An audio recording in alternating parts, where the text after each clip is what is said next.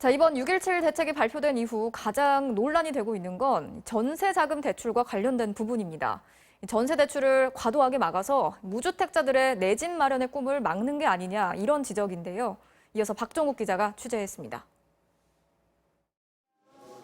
6.17 대책 발표 이후 은행 창구에는 전세 대출 관련 문의가 줄을 잇고 있습니다. 전세자금 대출을 쓰고 있는데 추가로 집을 실제로 구입을 할 수 있는지 여부 이런 것들을 많이 문의하셨습니다.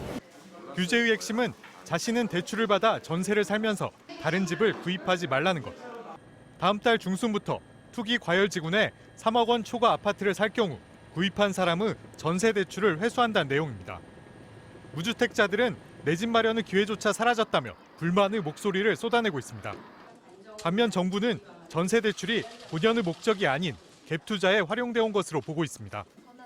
5대 시중은행의 지난달 말 전세 대출 잔액은 91조 원 규모로 1년 전에 비해 30% 가까이 급증했습니다.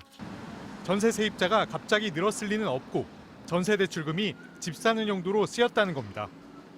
서울의 경우 무주택자의 갭 투자 비율이 43%에 달해 전세자금 대출 규제가 불가피하다는 입장입니다.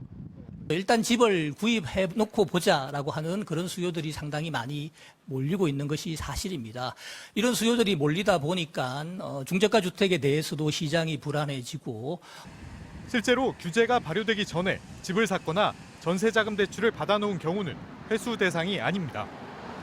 또 전세를 끼고 집을 샀더라도 현재 세입자가 나간 뒤 실제 거주할 예정이라면 역시 문제가 되지 않습니다.